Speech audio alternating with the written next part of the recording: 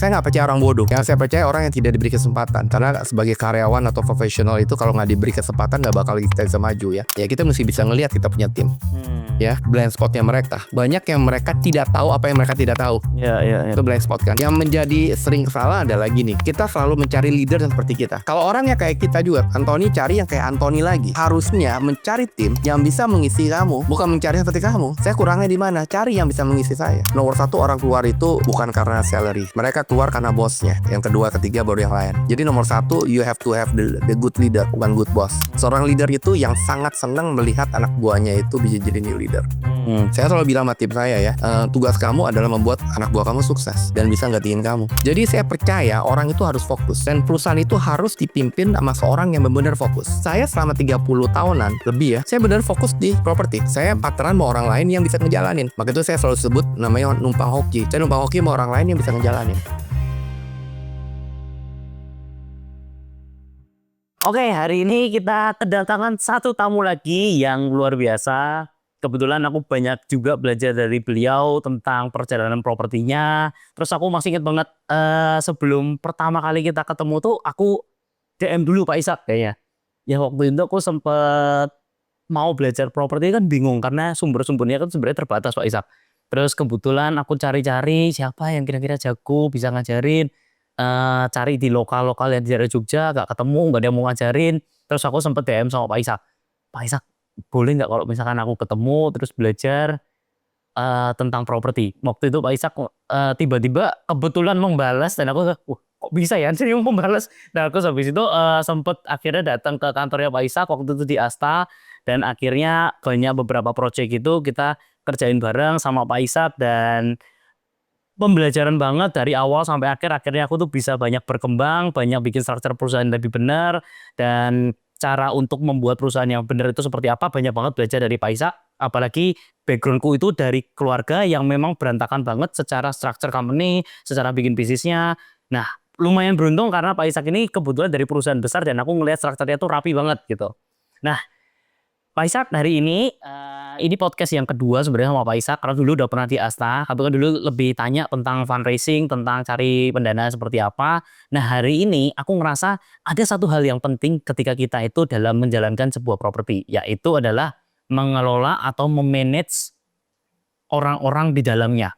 Perekrutan orang-orang pentingnya itu supaya Pak Ishak ini bisa punya pelebaran propertinya banyak, proyek-proyeknya banyak. Nah hari ini kita bakal lebih membedah itu. Tapi mungkin sebelumnya Pak Ishak boleh ceritain dulu perjalanannya Pak Ishak itu untuk company-company-nya secara singkat itu seperti apa. Habis itu baru nanti kita masuk ke dalam kira-kira cari orang yang tepat itu atau Pak Ishak ngelihat orang yang tepat di posisi tersebut itu gimana cara rekrutmennya, apa yang Pak Ishak lihat gitu sih Pak. Oke, thank you Tan. Wah, thank you diundang nih. Keren studionya loh. Ini tamu keempat ini Pak Ishak. Iya, ini banyak sekali minuman-minuman jadi suka ngecicip di mulutnya nih. Saya udah nggak boleh minum. Iya makanya ini kasih air putih. Air putih. Iya itu nggak bener ini. Oke Ton, thank you ya. Thank you. Jadi kalau secara simpel sih saya mulai karir saya sebenarnya waktu di Astra International. Itu bukan properti. Jadi pertama kali itu MT, Management Trainee. Jadi kalau orang bilang dulu kalau zaman saya loh, bukan zaman kalian gitu kan, zaman saya tuh katanya kalau mau jadi banker harus ke Citibank. Kalau mau non banker salah satu yang punya pelatihan yang bagus itu adalah Astra International. Khususnya di MT, Management Trainee-nya. Yang memang sulit kan masuk MT-nya dulu kalau nggak salah saya 250-300 keterima 1 atau 2 orang. Tesnya pun sampai 7 kali ya. Thank God bisa keterima di sana. Jadi di Astra saya masuk dari MT dan gitu. MT ini pekerjaannya apa Pak? MT itu sebenarnya buat orang-orang yang dipilih untuk kaderisasi aja. Untuk ada apa? Kaderisasi. Kaderisasi itu kayak orang-orang pilihan yang akan mengisi posisi-posisi kunci di perusahaan, tapi karirnya dipercepat, akselerasi gitu loh. Oke. Jadi diakselerasi. Misalnya katakan kalau mau jadi manajer dulu perlu 6 tahun, mungkin 4 tahun udah bisa. Mau jadi direktur mungkin orang butuh 20 tahun, 10 tahun gue udah bisa ya. Jadi emang diakselerasi, karirnya diakselerasi. Nah itu biasanya dari awal dari rekrutmen pun sudah dipilih orang-orangnya. ya kan udah dipilih. Jadi udah orang yang benar-benar sudah di kader lah, ya kan. Udah kira-kira mau dijadikan orang itu udah dilihat dulu lah Iya, ya memang kita memang passionnya mau kemana, ya kan. Misalnya ke teknik atau ke human resource atau ke sales marketing, macam-macam. Waktu itu Pak Ishak ambilnya? Sales marketing. Oke, pantas. Oke. Sales marketing, ya. Jadi akhirnya saya keterima di sana dan saya ngerasa bahwa 1,5 tahun itu memang benar-benar sih Astra bagus sekali ya. Jadi full of the training dan kita bukan dipaksa untuk mulai dari nol juga. Walaupun kita dari MT dan saya ambil sales marketing otomotif, ditaruh di Auto 2000, saya harus mulai juga dari sales. Saya harus belajar canvassing, saya harus belajar istilahnya diusir orang juga. Saya harus belajar tentang bagaimana salesmanship. Saya harus belajar bagaimana teknik negotiation. Itu terjun langsung dari Ya. Oh. Benar-benar benar-benar canvassing.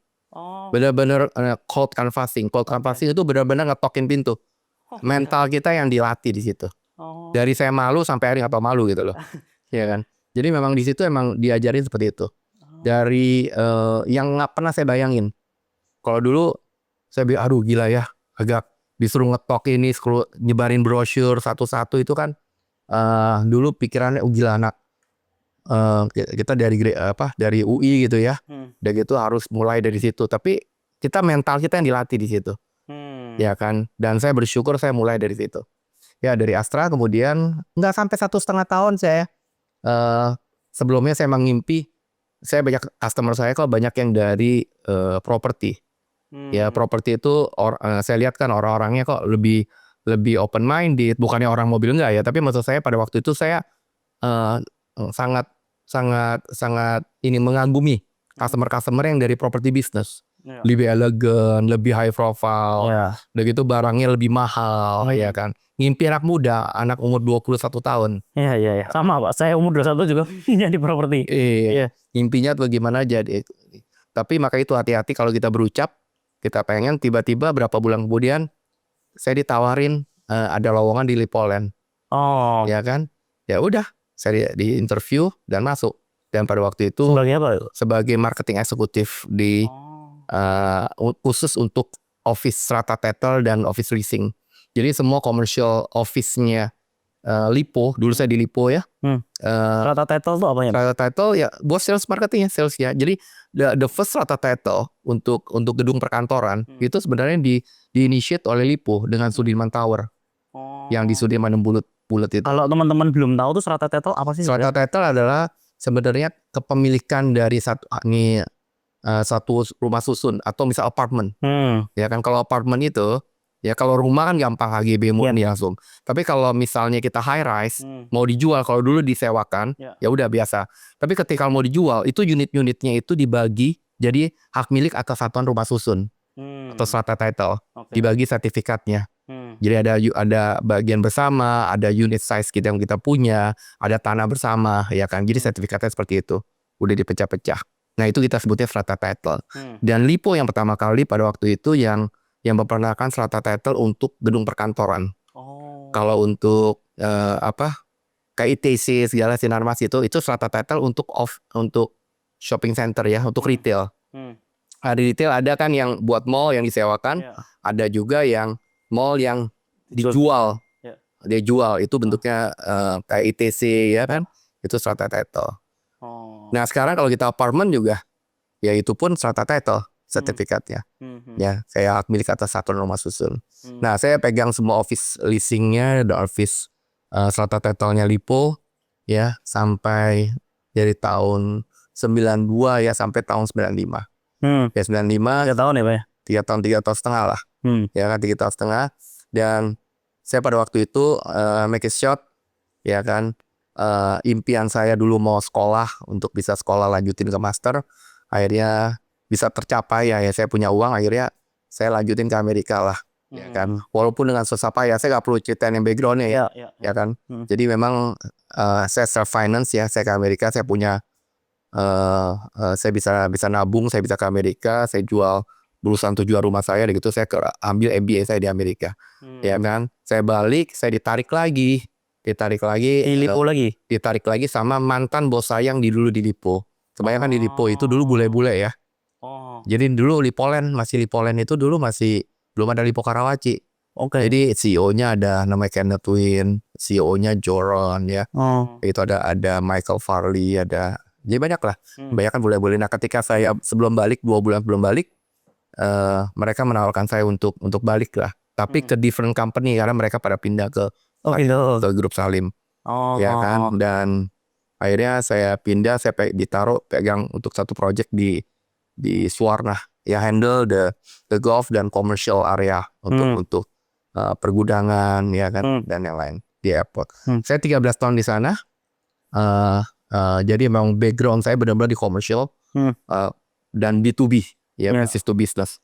Jadi emang saya kuat sekali di commercial living dan strata title. Dan akhirnya sebenarnya saya udah nggak bermaksud untuk pindah lagi. Padahal saya dibilang saya 45 tahun mau pensiun dalam arti bukan pensiun nggak kerja. Saya pensiun kerja sama orang gitu loh. Iya kan. Tapi umur 38 39 saya akhirnya saya dapat satu kesempatan ke Sinarmas. Ya, jadi tahun 2018 ya. Tadi Suwarna itu bukannya Salim ya tadi? Salim ya. Saya ke Sinarmas tahun 2018 ya kan. Itu juga suatu pergumulan juga buat saya ya, karena pada waktu itu mau atau enggak itu karena saya punya tujuan yang lain ya kan. Tapi ya akhirnya saya memutuskan untuk bergabung dengan Sinarmas. Belum ada Sinarmas Land, baru ada BSD dan Duta Pertiwi. Nah, saya pada waktu itu di hire untuk membantu the Wijaya family dari Sinarmas Land. Belum ada Sinarmas Land ya, Pak Mukhtar Wijaya, Pak Michael, Ibu Lea Wijaya untuk bisa sinergikan Sinarmas Land. Ya kan. Nah, di situ saya dari tahun 2010 ya. 2010 sampai tahun 2018. 8 tahun. Ya. Ya, dari saya masuk dari director, managing director sampai saya jadi salah satu CEO di Sinarmas Land. Ya, dan terus terang saya dari Salim, dari juga di Sinarmas Land, saya rasa saya bersyukur ya. Kalau tanpa bos saya, tanpa mereka, saya juga nggak bakal ada hari ini ya. Ya, hari ini saya bisa dipercaya, saya bisa banyak belajar, ya kan. Dan istilahnya bisa, karena sebagai karyawan atau profesional itu kalau nggak diberi kesempatan nggak bakal kita bisa maju ya. Betul. Kan? Dan itu saya akhirnya ya saya bisa begini karena mereka lah. Sampai tahun 2018 akhirnya saya memutuskan untuk bisa sendiri. Bikin properti sendiri ya. Bikin properti sendiri. Pada waktu itu memang bukan karena saya tidak suka bekerja ini, saking sukanya. I love to work in Sinarmas, ya kan. Saya senang sekali sama Wijaya family, saya senang sekali sama mereka. Mereka beri kesempatan aku besar sekali ya kan. Saya senang sama kerjaannya, ya kan. Saya senang sama timnya semuanya. Tapi yang berubah adalah the istilahnya apa ya? Istilahnya purpose of life-nya udah beda.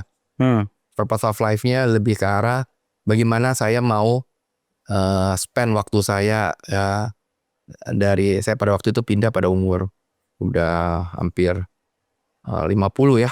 Saya mau pindah, bagaimana saya mau spend waktu saya untuk hal yang lain. Ya, ada kekhawatiran nggak sih Pak waktu itu ketika udah nyaman banget di sana, apalagi di usia 50 itu kan menurutku suatu hal yang kayak lumayan taruhan lagi gitu loh untuk mulai lagi di suatu tempat yang baru dan skalanya pun sebenarnya jauh banget itu Pak. Nah, ada kekhawatiran akan nggak jadi atau gimana gitu Pak? Sebenarnya kekhawatiran pasti ada, plus minus pasti ada, ya kan. Maka itu jarang sekali orang yang udah level yang tinggi itu keluar gitu loh, ya. Bahkan banyak sekali yang dari property developer lain yang menanyakan, nggak salah, are you sure itu kan move to the new, bukan new company, tetap udah 10 tahun untuk company ya. Tapi you kan udah enak di Sinarmas, ya kan. Apalagi kalau di perusahaan yang baru ini you jadi ya saya bilang ya, karena purpose of life saya beda ya. Saya juga masuk perusahaan ini dengan saya bisa beli significant minority dari share-nya dari Trinity, dan itu pertaruhan saya lah sebelum saya benar-benar pensiun. Kan kadang-kadang ketika kita the dangers of the comfort zone adalah itu, kita tidak mau meninggalkan comfort zone kita. Iya benar, setuju. Jadi Kalau dibilang convert ya udah convert. Ya semua taken care, semuanya baik gitu ya. Yang the problem adalah ya karena purpose of life-nya udah beda lah. Tujuan hidupnya udah beda. Tapi kan itu pada posisi itu kan sebenarnya Pak Ishak bisa milih untuk yaudah daripada mempertaruhkan sesuatu yang belum pasti, apa modelnya itu lebih ke arah jadi konsultan aja gitu. Bisa, tapi buat saya itu bukan suatu pilihan pada waktu itu. Ya kan, bukan satu pilihan gitu loh. Ya kan, kalau saya either iya atau jadi aja enggak gitu loh. Dan pada waktu itu ya bisa aja pilihan kayak gitu, tapi itu bukan jadi satu pilihan pada waktu itu. Ya kan. Jadi akhirnya ya udah kita putusin, malah jadi akhirnya saya pindah kuadran. Ya dari profesional jadi seorang business owner, ya kan. Dan ya plus minusnya banyak lah ya. Ya kan, kalau ditanya enakan mana, saya bilang dari semua kita punya, saya punya dari 0 sampai sekarang, semua pasti ada plus minusnya. Dimana you enjoy riding the moment aja. Ya itu aja sih. Nah, sampai akhirnya mutusin untuk perpindahan tersebut, aku kan lumayan ngerti ya sebelumnya, Trinity itu sebelumnya seperti apa, terus begitu Pak Ishak kayak ada masuk, terus habis itu percepatannya tuh seperti apa, itu kan lumayan ada impact yang sangat luar biasa. Nah, apa sih yang sebenarnya Pak Ishak rubah itu di sana, terus gimana caranya Pak Ishak itu nemuin talent-talent supaya bisa projectnya Trinity yang dulunya cuman kayak satu di Jakarta doang, tiba-tiba jadi banyak itu Pak Ishak. Saya rasa nggak ada prinsip yang sulit ya. Yang nomor satu yang saya lihat adalah kita samain the expectation. Jadi shareholder expectation-nya mesti sama. Kita kan berlima ya. Berlima itu kita mesti samain ekspektasi. Jadi nomor satu yang saya lakukan adalah dengan teman-teman partner adalah yang menyamakan kita punya ekspektasi. Karena bisa aja ekspektasi si A sama si B sama saya itu beda. Nanti kalau kita nggak samain, itu akan saling tarik menarik. Tujuannya akan beda. Jadi kita menyamakan the expectation. Tapi gimana cara nyamainnya Pak? Kan Bapak itu kan masuk sebagai orang baru sebenarnya Pak. Dan mereka udah punya ekspektasi sendiri. Mau orang lama pun, sama-sama lama pun, bisa aja masing-masing itu bisa different expectation. Jadi the goal yang kita mau capai itu sebenarnya tujuan itu adalah dasar dari ekspektasi kan. Nah ekspektasi itu yang mesti disamakan. Ya kan. Kita partneran, kita mesti samain. You punya ekspektasi apa nih? Ini perusahaan mau dibawa kemana? Tujuannya apa? Berapa besar? Masuknya ke industri apa? Fokusnya di mana? Ya kan. Funding kita mau pakai seperti apa? Apakah kita akan perlu lebih banyak the capital structure-nya kita seperti apa? Ya kan. Nah itu hal-hal yang kita mesti samain. Apakah kita mau main di Indonesia aja kita atau main global? Kalau di Indonesia kita mau fokusnya di mana? Ya kan, sektor propertinya kita masuknya di mana? Itu kan kita mesti samain. Boleh tahu nggak Pak, sebelumnya tuh ekspektasinya apa, terus begitu ada Pak Ishak jadi apa Pak ekspektasinya Pak? Sebenarnya jangan bilang bahwa dengan adanya saya itu berubah. Saya cuma meluruskan, menyamakan. Yang setiap orang itu pasti punya ekspektasi. Kamu misalnya sama partner kamu, even sama kamu punya pacar pun pasti ekspektasinya beda. Samain dulu ekspektasinya.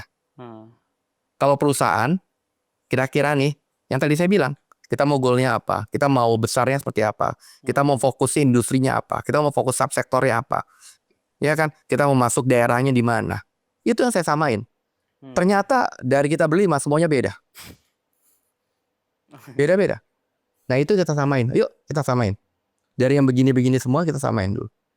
Itu kita samain dulu, akhirnya oke. Mungkin dulu kita punya different expectation ada 15-20. Masing-masing punya different ekspektasi, ada yang bersinggungan, ada yang beda, ya kan? Ada yang sama atau whatever. Jadi ini yang kita samain nih, mungkin dari 20, dari 5 orang menyumbangkan 20 ekspektasi, kita samain. Akhirnya jadi 5 atau 6. Contohnya apa sih Pak ekspektasi? Contohnya. Kita dulu berpikir bahwa kita mau fokus untuk besar, kita mau fokusnya hanya di Jabotabek. Ya, sekarang kita mau masuknya lewat non Jabotabek. Kedua, mungkin ada beberapa partner yang mengatakan bahwa kalau kita masuk, kita harus beli tanah sebagai land bank kita, misalnya, ya, bukan bekerja sama. Ya, bukan bekerja sama. Kalau dulu ada yang beli, ada yang kerja sama. kebanyakan beli. Kalau akhirnya kita luruskan bahwa salah satu ekspektasi yang kita samain adalah karena kita punya keterbatasan funding, jadi kita nggak mau spend untuk keluar tanah. Karena kalau kita beli, uang itu akan mati kalau kita nggak develop. Iya. Kalau kita unlock, jadi uang mati. Setuju. Ya kan? Banyak lagi ekspektasi yang beda. Misalnya ada yang, saya mau fokus cuma hanya untuk apartemen. Oke. Ya kan? Akhirnya kita putusin bahwa enggak, kita udah masuk ke yang the future yang lagi akan tetap steady adalah landed dan logistik. Ya kan? Itu kita samain, beda-beda loh. Ya kan? Atau kita mau bikin kota kecil, kita akan masuk ke township development. Atau yang lainnya lagi adalah kita mau terkenal sebagai boutique developer. Kalau dulu atau mau jadi the mass property developer. Ya kan? Nah, itu kan kita mesti tentuin dulu. Usaha kita boutique dulu. Nah, mungkin setelah 3 tahun 4 tahun baru kita main ke mass. Ya kan? Nah, itu arah-arah itu kita mesti samain. Nah, dengan kita punya ekspektasi itu, baru kita punya satu bisa menentukan strategi kita gitu loh. Goal hanya apa? Baru kita bikin strategi. Ya. Ekspektasi itu tuh akan berlangsung berapa lama, Pak? Maksudnya apakah setiap 2 tahun itu kan? Kita ekspektasi itu akan kita review mungkin 5 tahunan. Bisa aja berubah, bisa aja berubah, ya. 5 tahunan kita akan review. Nah, itu bagian dari long term plan. Jadi kalau di strategi itu bagian dari long term plan itu adalah menyamakan shareholder expectation. Baru dari situ kita bikin long term plan. Termasuk kita goal kita jangka panjang apa. 5 tahun lagi kita mau jadi apa nih? Ya kan? Bagaimana cara mencapai yang kita 5 tahun lagi nih? Ada strateginya kan? Nah, balik lagi nih. Ya, balik lagi saya bilang kebanyakan orang itu ingin melakukan banyak hal. Kalau saya akan fokus, saya dan partner-partner lain, kita fokus sama quick win. Quick win itu adalah yang inisiatif yang istilahnya less effort. Effortnya tuh kecil banget, tapi impactnya besar. Karena kalau kita bagi bisa bagi 4 ya. Ada yang high effort, high impact. Ada yang high effort, low impact. Itu gila kalau diambil sih ya. Udah mahal, tapi impactnya kecil. Ada yang low effort, low impact. Ya kan? Buang-buang waktu juga kali ya. Ada lagi yang low effort, ya kan, high impact. Nah, itu yang low effort sama high impact itu yang kita pilih. Itu kita sebut namanya quick win. Yang paling minimum cost, tapi impactnya paling besar. Nah, kebanyakan dari kita semua itu ingin melakukan banyak hal. Kita ingin melakukan banyak 10 hal, 20 hal. Yang kelihatan sibuk. Padahal nggak ada impactnya nggak besar.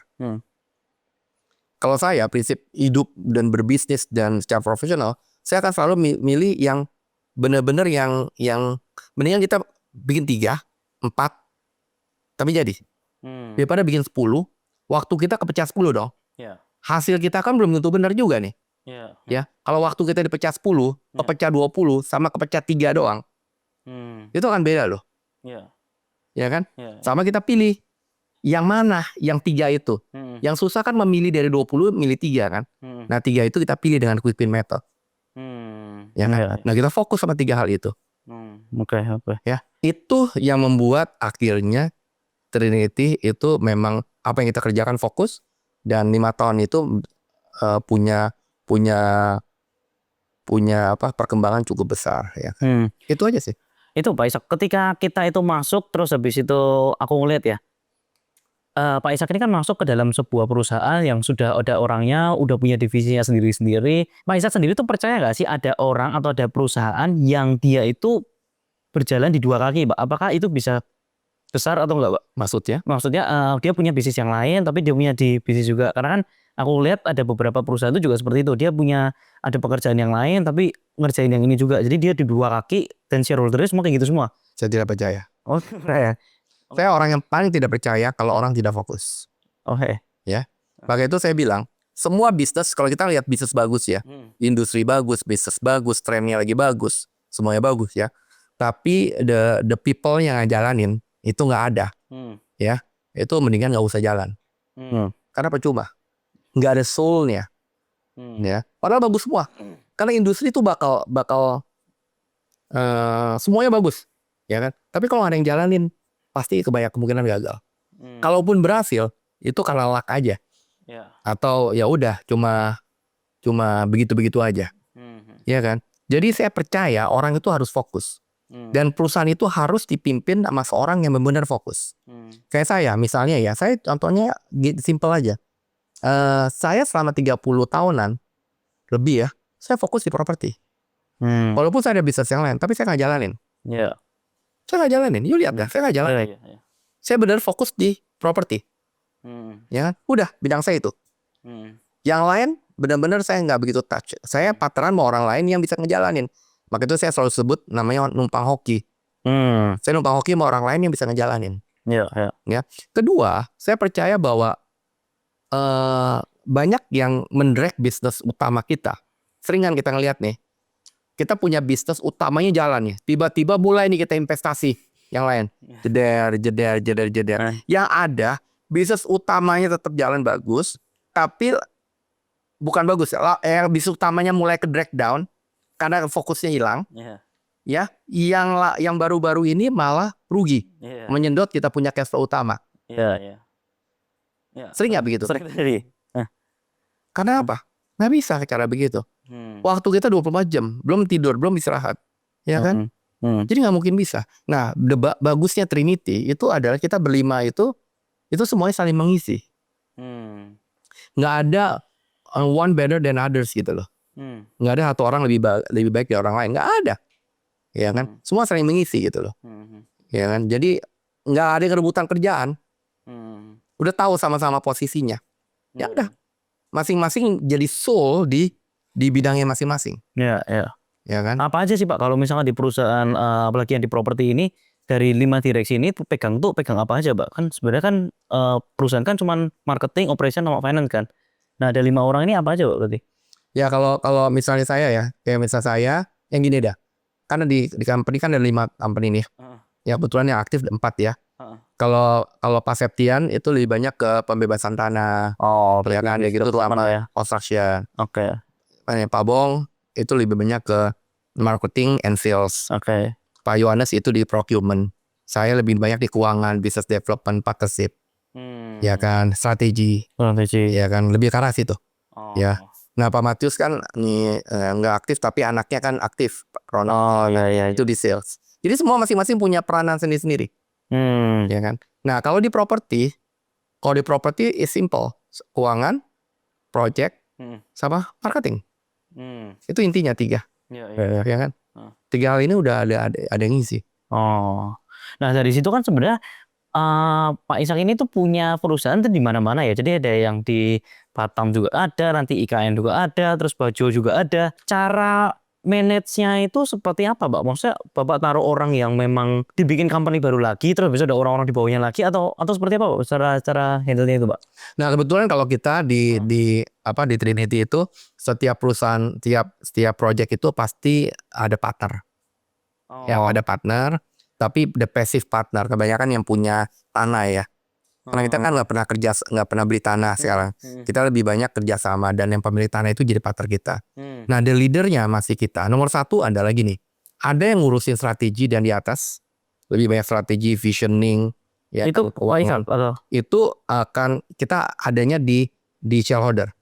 Jadi dari project konsep, ya, dari visioning, dari bicarain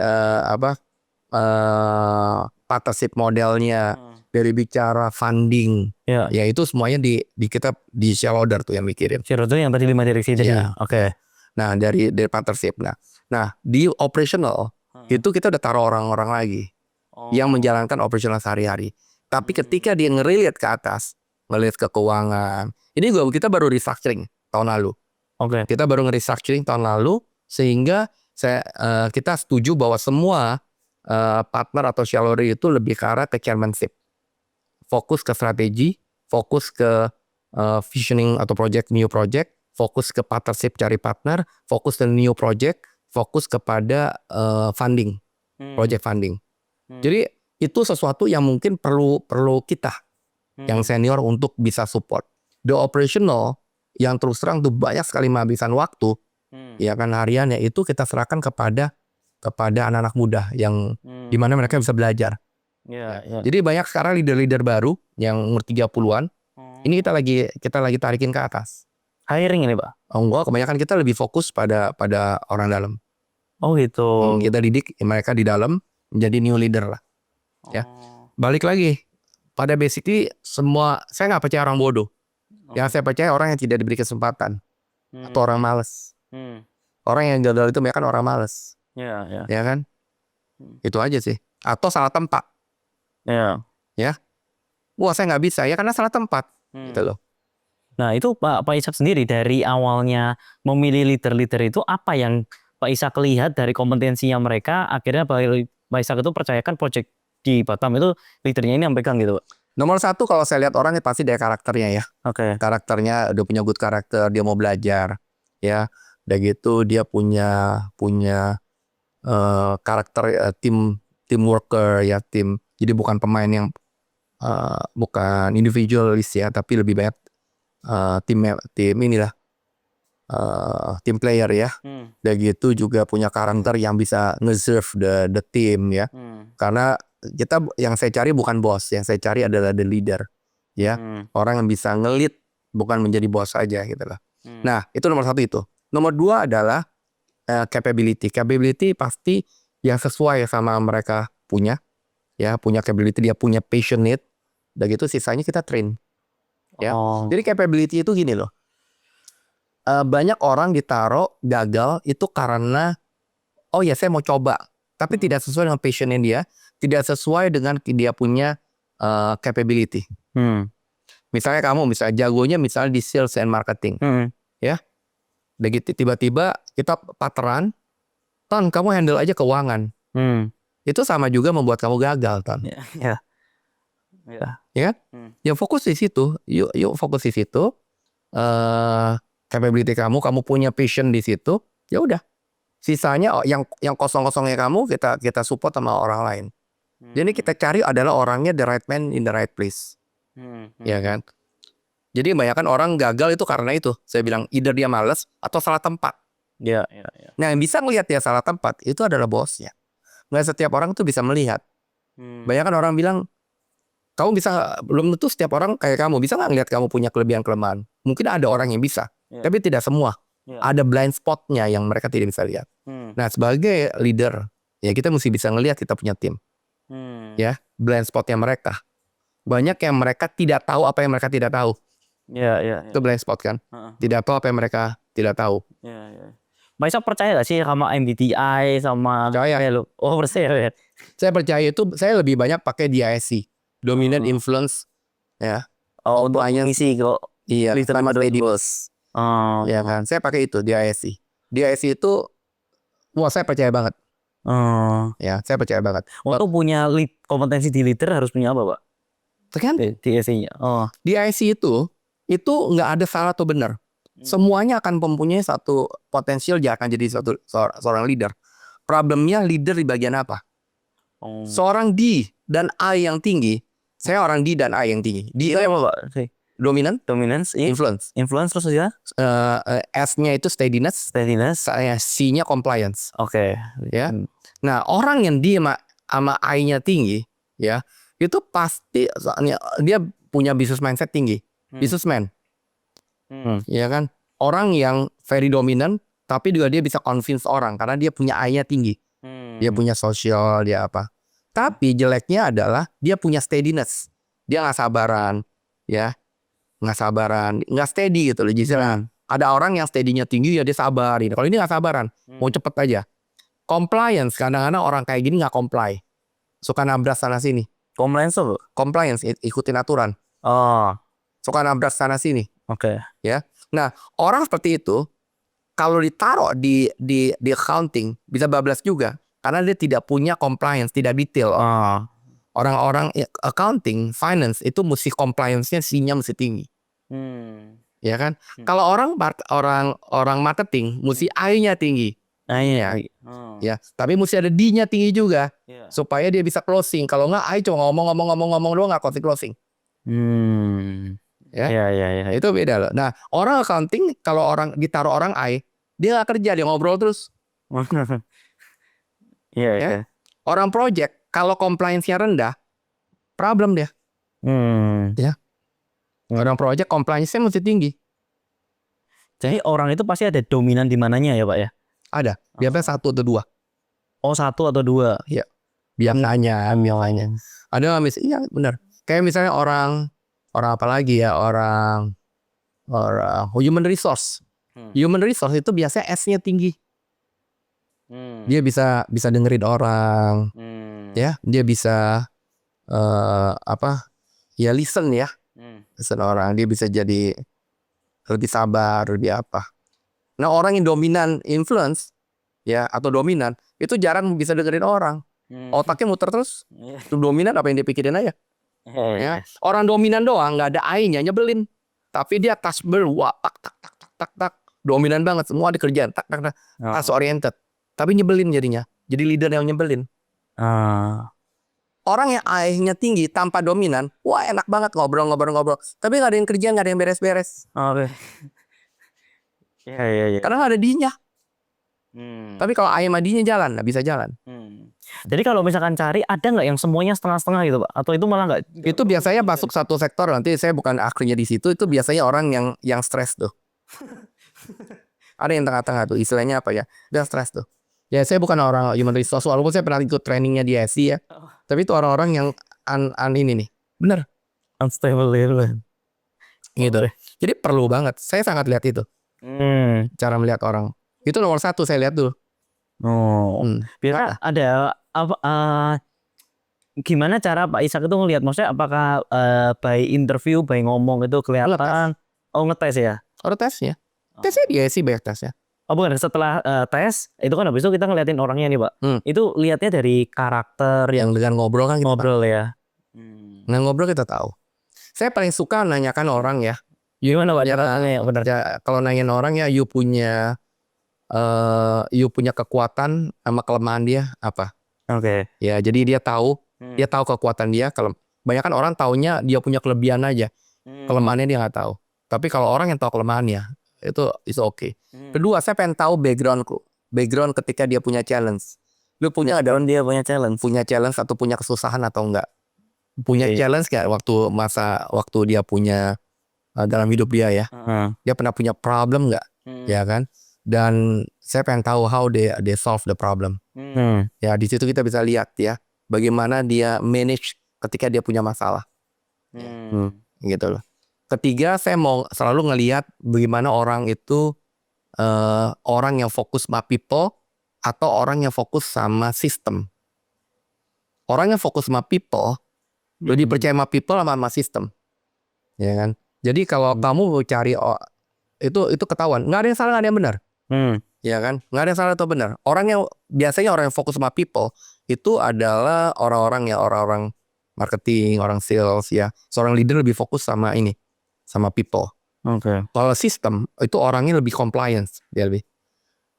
Ada lagi saya selalu tanyakan dia result oriented, ya kan, atau proses oriented. Itu juga saya perlu tahu. Oke. Ya kan, karena kalau orang sales ditaruh yang proses oriented, itu bisa-bisa jadi kaku banget. Kalau orang sales itu mesti lihat orang yang punya result oriented, ya, gitu loh. Kalau enggak dia akan kaku proses. Bukannya saya menyalahkan orang yang tahu ini ya. Proses itu tidak membawa hasil. Betul. Orang yang punya proses yang benar pun dia akan ini. Tapi dua-duanya perlu. Ya dua-duanya perlu. Tergantung di mana dan kapan. Di mana dan kapan gitu kan. Ya kalau misalkan orang yang jadi leader sales and marketing harus result oriented. Cara taunya saya result oriented atau proses oriented? Tanya aja yo lebih gampang gini aja, paling gampang. Yo kalau misalnya jadi orang ya, jadi sales, kamu lebih gaji kecil, komisi gede, atau komisi gaji udah gede, ya komisi ya berdasarkan bonus aja. Saya lebih suka kalau orang bilang saya lebih suka kasih komisi yang gede. Ketika saya jualan bagus, unlimited. Wah itu saya suka banget tuh. Ya itu berarti orangnya result oriented. Benar-benar pengejar ini. Ya kan? Ada orang bilang yang penting gajinya gede. Ya kan? Ya.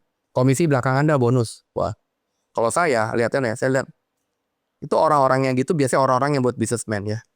Tapi kalau orang sales, orang accounting itu nggak bisa cara orang kayak begitu, Iya, iya, iya. iya kan? Heeh. Beda, nggak ada benar, nggak ada salah, Hmm. nggak ada benar, nggak ada salah. Jadi jangan bilang bahwa orang yang result sama yang proses itu beda, ya kan? Orang yang dia IC-nya D-nya tinggi atau I-nya itu paling berhasil, nggak juga. Hmm. Setiap itu punya karakter beda-beda. Setiap itu karakter atau profil masing-masing, Hmm. ya. Setiap orang unik kan. Nah, ketika Pak Ishak itu ketemu satu leader yang sudah Pak Ishak itu filterin sendiri, kapan Pak Ishak itu ngerasa kalau misalkan ini nggak cocok nih orangnya, terus habis itu kayaknya harus di-cut nih. Kapan Pak Ishak itu melihat orang ini tuh nggak bagus, apakah by result atau by apa, Pak? Result, Semua tetap by result ya, Pak? by result. Saya selalu lihat result nomor satu, kedua adalah leadership, ya kan. Jadi nggak ada yang kalau result kan bisa dihitung sama KPI ya. KPI itu kuantitatif ya, bisa dihitung KPI. Tapi ada hal-hal yang tidak bisa dihitung. Ya, dia punya leadership, dia punya karakter, dia punya wisdom, ya kan. Dia punya drive, ya kan. Itu kan sesuatu yang tidak bisa diukur dengan kuantitatif. Ngerti ya? Iya, iya. Jadi mesti combination. Dengan berjalannya waktu kita bisa lihat kok. Kalau resultnya jelek terus tapi dia punya itu bagus gimana, Pak? Bisa aja. Kita lihat, tinggal kita coba lihat bisa kita improve nggak.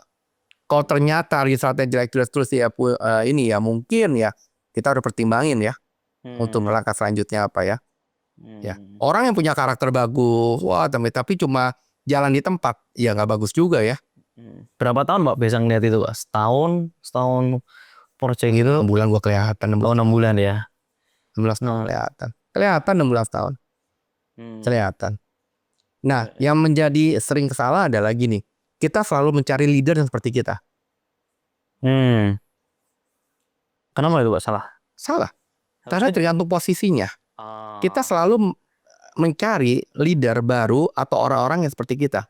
Padahal posisinya beda loh. Iya, iya, iya. Ya kan? Apalagi bisa cari tim. Kalau orangnya kayak kita juga, Anthony cari yang kayak Anthony lagi. Ya, itu sebenarnya salah. Harusnya mencari tim yang bisa mengisi kamu. Bukan mencari seperti kamu.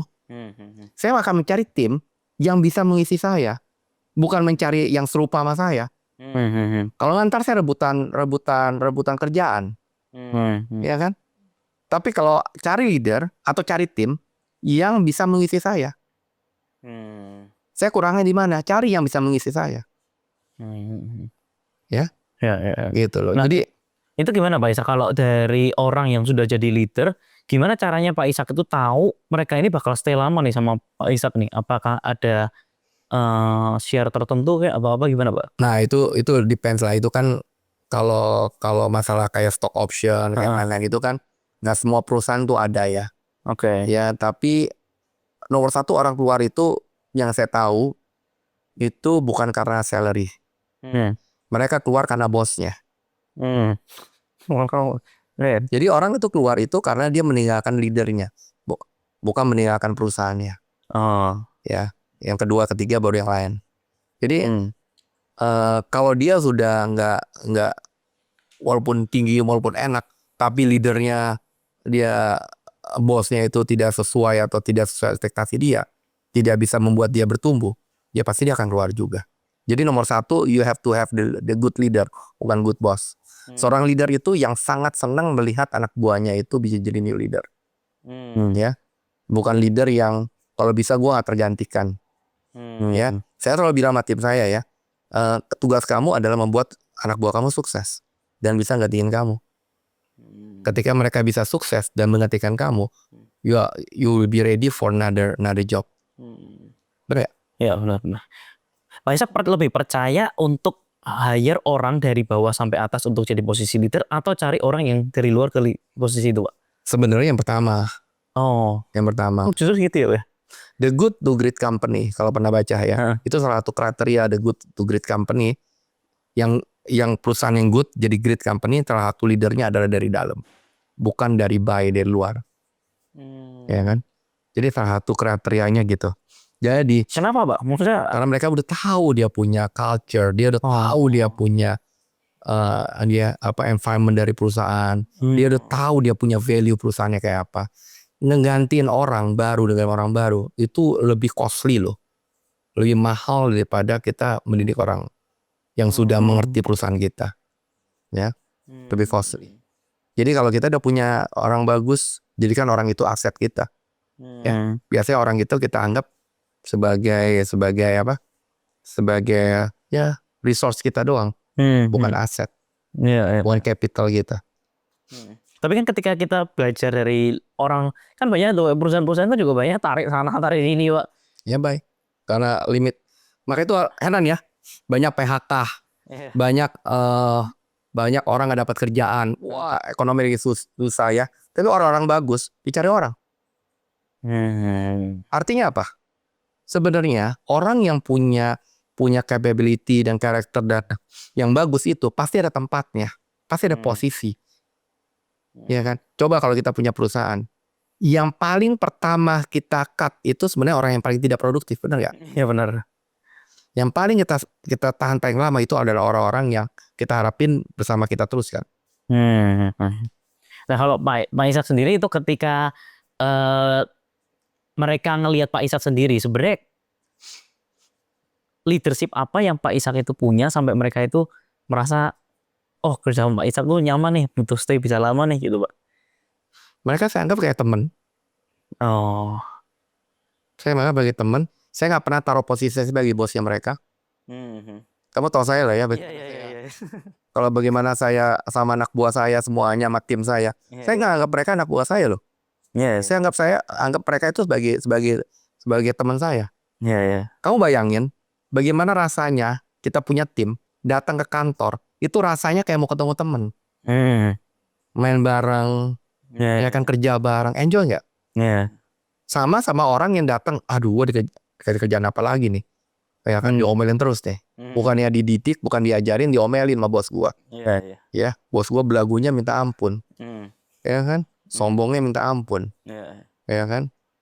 Itu aku lumayan kasih begitu sama Pak Ishak itu juga aku pikir takut-takut atau ngomong juga kayak intimidasi. Nah ternyata begitu ketemu bisa langsung. Karena itu aneh loh saya. Banyak orang yang bilang kayak kamu. Orang kalau belum ketemu saya rasanya tuh takut. Beneran takut, banyak takut ya, kelihatannya kayak firm gitu loh. Saya bingung apakah saya nyeremin atau apa ya. Ya kan? Beneran banyak orang, bukan 1 2 3 4 5 10 kali, lebih dari setiap orang. Tapi ketika udah masuk ke ini, udah kayak teman beda. Orang lihatnya begitu katanya. Ya kan? Berat waktu ketemu setelah ngobrol-ngobrol dia bisa lebih nyambung dibandingin teman-teman seumuran gitu. Iya. Memang teman-temannya semua anak-anak muda semua kan ya, Teman saya 20 tahun ke bawah, 20 tahun ke atas. Tapi nggak tahu saya kenapa setiap kali kalau orang baru ketemu saya atau belum pernah ketemu saya, itu takut, saya gue bingung. Sungkan, takut nggak ada. Aku nyeremin kali gue ya, nggak tahu. Iya. Nah oke Pak, setelah kita dapat karyawannya, setelah dapat orang-orang yang tepat di posisinya tersebut, nah selanjutnya itu kan kita harus ngedeliver kayak misinya kita, value-nya kita. Seberapa sering itu di-deliver terus Pak ke tim-tim itu atau di awal atau gimana Pak? Ya saya rasa sih you continuous ketika you udah kayak berteman, you ada komunikasi lebih ngobrol terus, itu automatically nggak usah you bicara, sepanjang you ngobrol juga kamu akan ketemu orang yang akan ke deliver sendiri gitu. Nggak perlu pakai formal. Iya kan? Ya.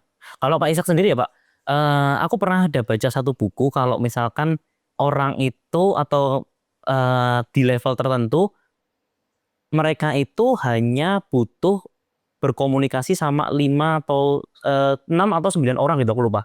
Kalau udah lebih dari situ berarti harus artinya penambahan level lagi ke bawahnya, ada layering lagi. Bukan, itu masalah reporting. Oh itu reporting ya? Di bawah kita itu yang paling efektif itu less than 7. Less than 7. Oh.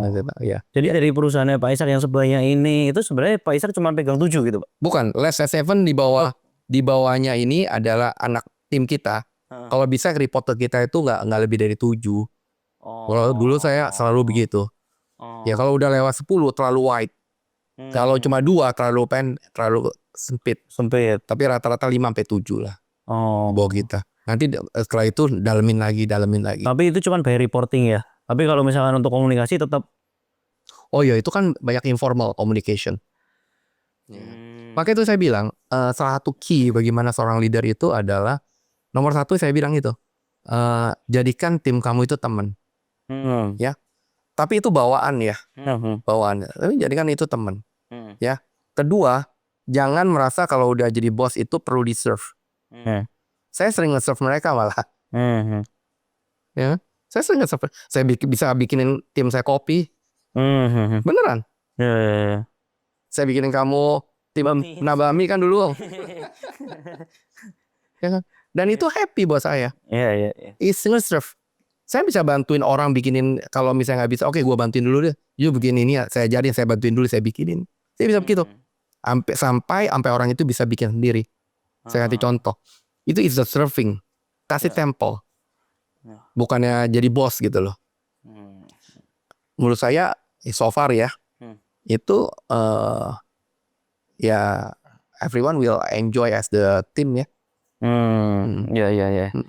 Oke, lumayan banyak sih Pak dapat insight-nya. Jadi kalau misalkan kita untuk punya company yang besar itu pastinya pertama kali datang harus samain ekspektasinya dulu. Oh enggak, ini saya bilang bukan hanya company besar. Jadi lebih banyak yang tadi, bagaimana you wanna grow the company, ya you have to manage the expectation dari semua partner atau shareholder. Ya, kalau kita jadi CEO, kita mesti samain bos kita nih owner. Misalnya kita nih profesional, ya kita kerja jadi CEO-nya, kita mesti samain nih.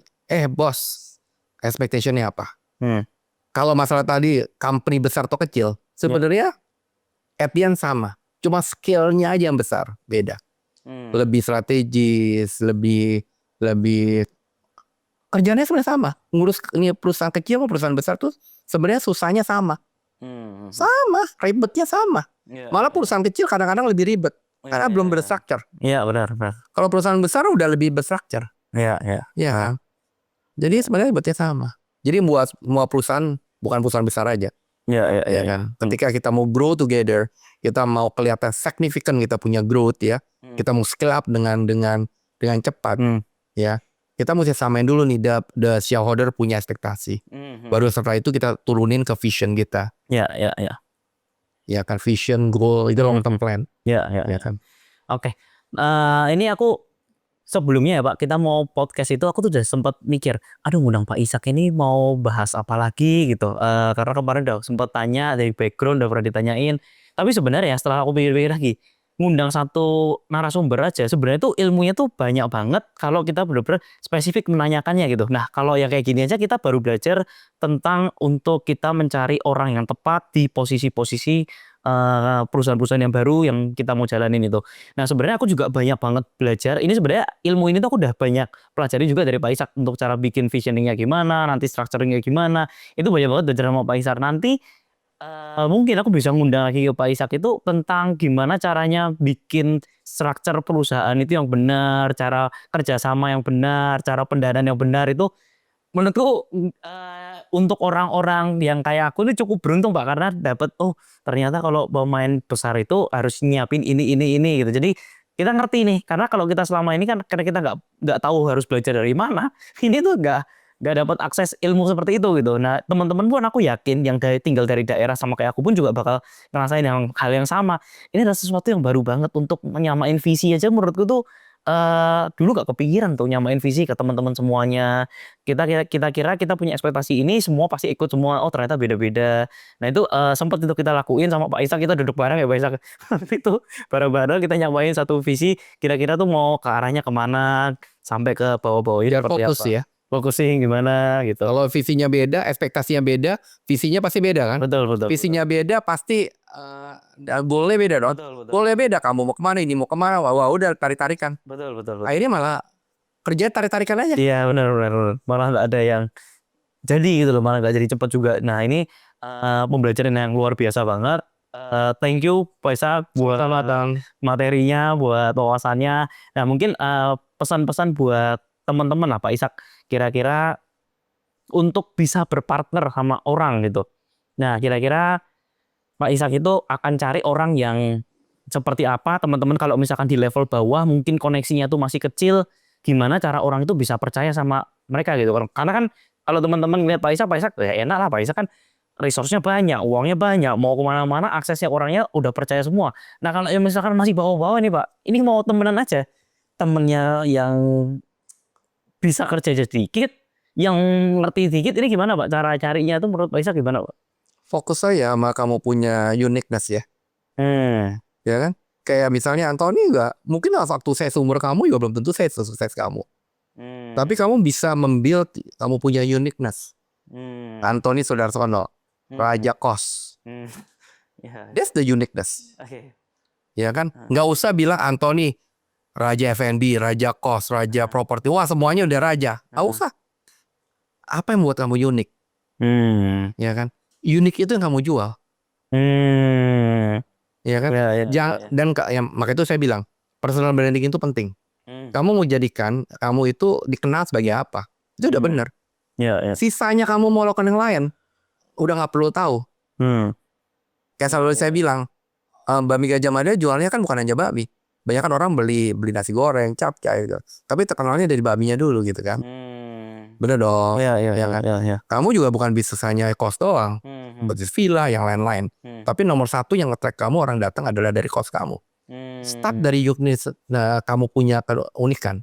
Oke. Ya kan? Dan fokus sama itu. Saya di properti 35 tahun. Nggak pernah saya bilang bahwa saya main bisnis lain. Walaupun kalau di bedah, saya ada di sini, saya ada di situ, saya ada di sana gitu. Tapi saya nggak pernah expose. Yang saya expose adalah I'm the property guy. Dan saya fokus selama 35 tahun, saya tidak pernah pindah industri. Dan saya sudah melakukan A to Z di properti. Bukan hanya sales saja. Dari operation, dari property, dari project, development, semuanya saya lakukan. Ya, dan sampai sekarang pun saya masih belajar. Sampai sekarang belajar loh. Ya benar sih, menurutku daripada kita fokus untuk cari gimana cara cari temunya, cari ininya, perbesar di kitanya, maka orang-orang bakal datang ke kita sih. Iya, setuju. Fokus aja sama Yoye. Gak usah mau dikenal sebagai macam-macam. Don't try to be everyone. Ya. Kebanyakan orang mau kelihatan pintar semuanya ya, nggak usah. Ya kan? Nggak usah. Oke Pak Ishak, terima kasih banyak buat waktunya. Kita belajar banget untuk cara mencari leader.